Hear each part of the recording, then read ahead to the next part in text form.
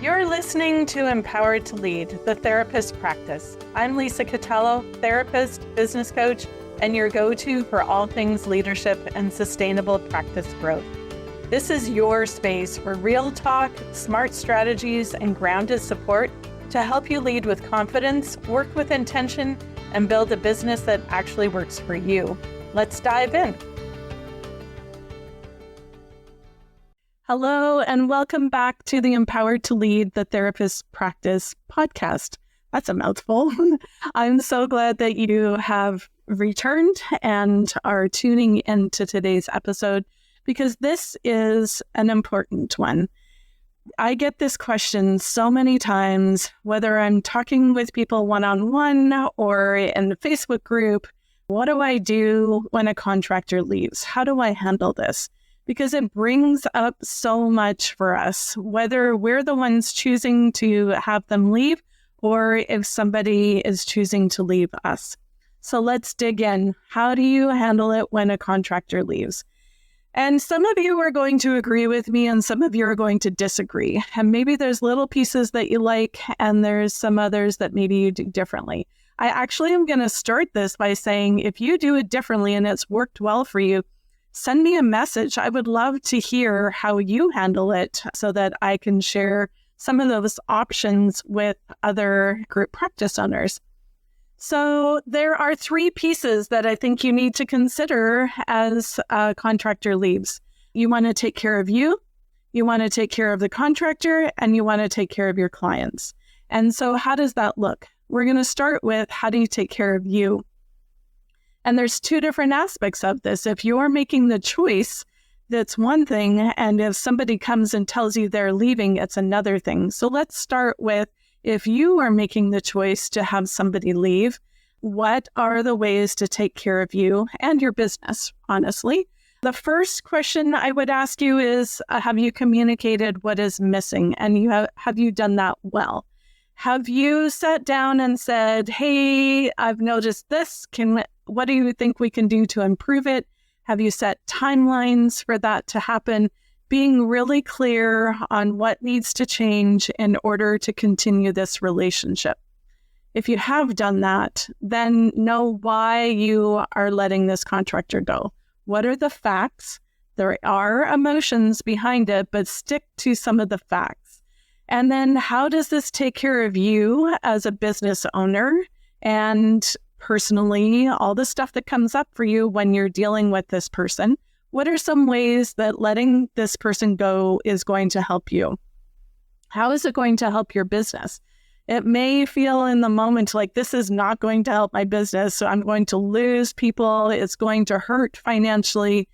But if you take into consideration your team, your business, your finances, and your clients, what is that bigger picture? How is this going to help you?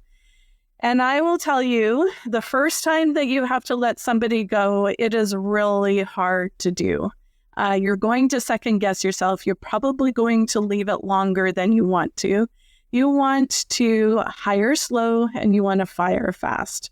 And one of the reasons why you want to fire fast is because the overall team is noticing. They see when things aren't going well, or if somebody isn't on board the way that you are wanting the team to function. So how do you help yourself make that decision? And then I think you need to have that conversation with the contractor in person or over Zoom so that you can see face to face. Your contractors are your billboards, whether they're working for you or they're leaving you. And so if you can care for them well and not burn any bridges, that's going to help you, your business, your clients, and your contractor as you move forward. Be very clear about what is happening. Stick to the facts. Don't let the emotion come in. They're going to be asking questions. They're probably going to be emotional, but keep it to the facts. And then explain your next steps and the timeline that they can expect. Once you're done that conversation, take some time to take care of you.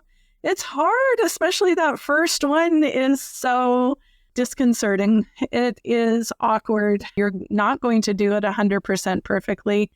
connect with somebody who gets you, who knows your heart, who knows how you went about this decision, and have some grounding. Maybe you need to close the door and have a little cry before you go into the next thing, but take care of you.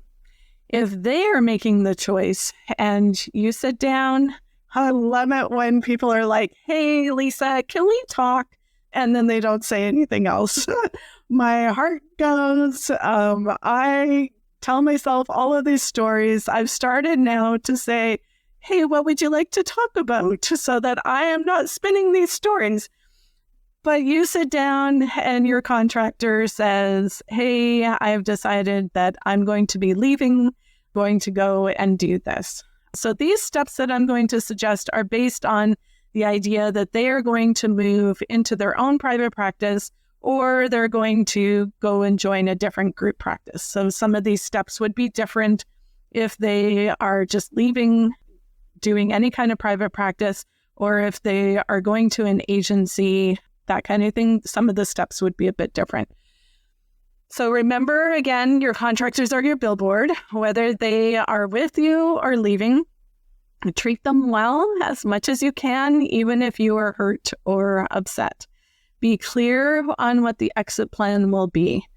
Take a deep breath, have that conversation. Actually going to backtrack a little bit. You will have thought this through already because you are that kind of CEO.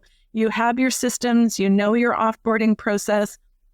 So you might have to go and look to see what the exact steps are, but you generally know what it means to have somebody leave because you have helped your past self has helped your current self in that process. So be very clear. What does it mean to leave? We're going to talk about that a little bit. And then take some time to take care of you again. Who do you need to talk to? Do you need to close the door and cry? Do you need to celebrate because you were hoping that they would make that decision rather than you? Either way, it's going to be hard, but you and your business will recover from this loss.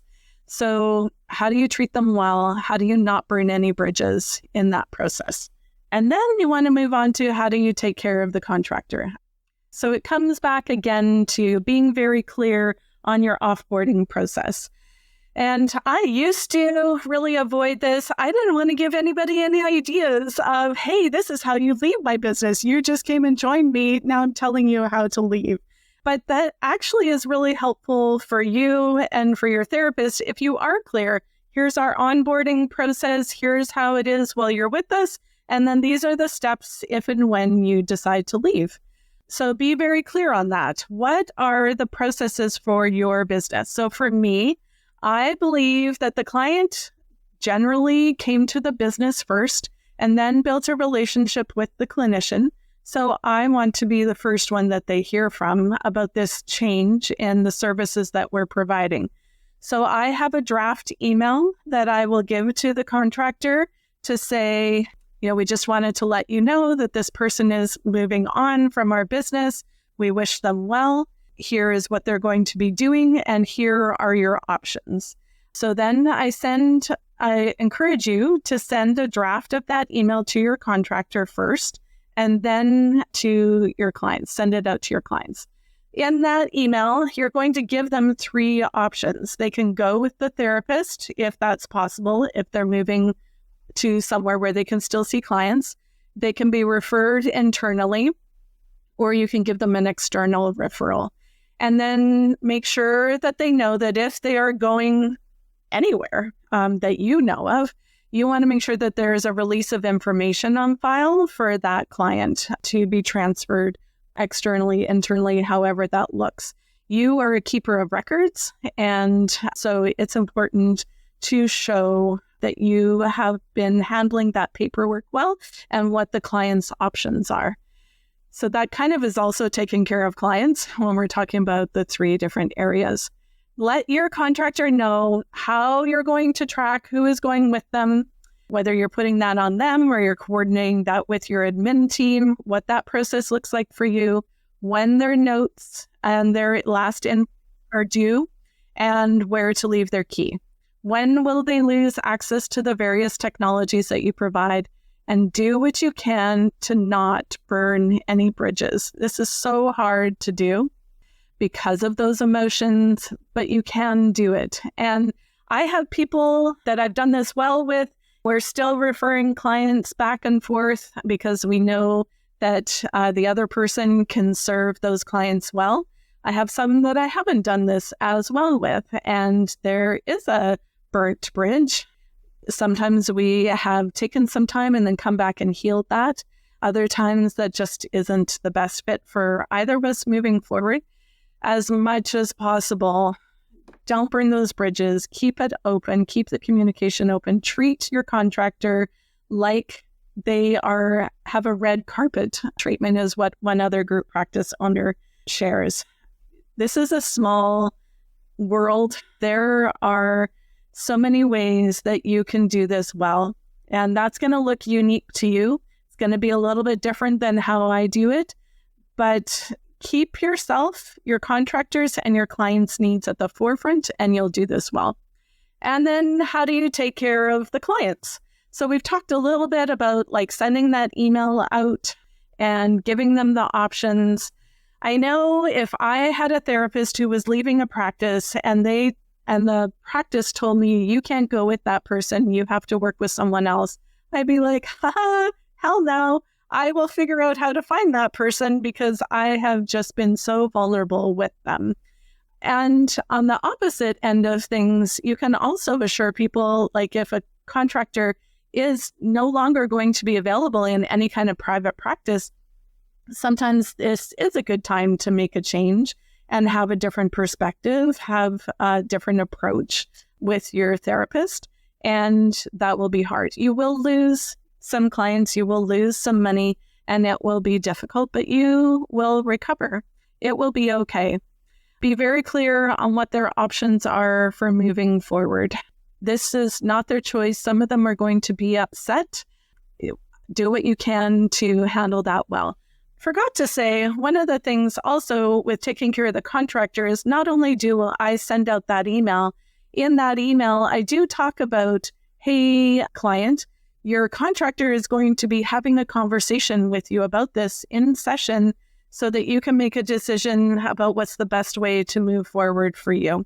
So even though you are that first point of contact, you are providing that way for the therapist to have their spin and their care for their clients through that. I hope you found this helpful. I would love to hear how you handle it when contractors leave. This is a very big piece of owning a group practice. It's very exciting to start it all up and have dreams that people are going to stay with you forever. And some people do. I would say on average, people stay 2 to 3 years and then find something else. That is different for each group practice owner.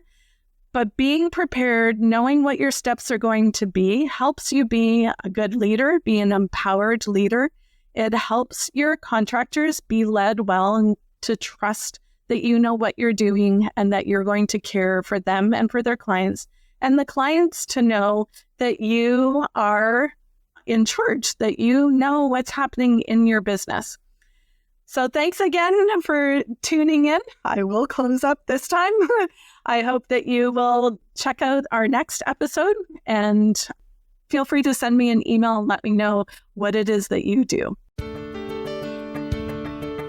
Thanks for hanging out with me on Empowered to Lead, the therapist practice. I hope you're walking away with something that you can put into action, because leadership isn't about doing more, it's about leading with purpose.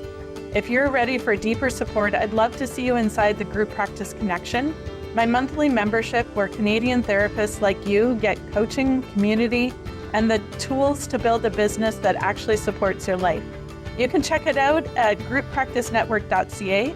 The link's in the show notes. And hey, don't forget to hit follow so you don't miss what's coming next. We're building something great here, and I'm so glad you're a part of it.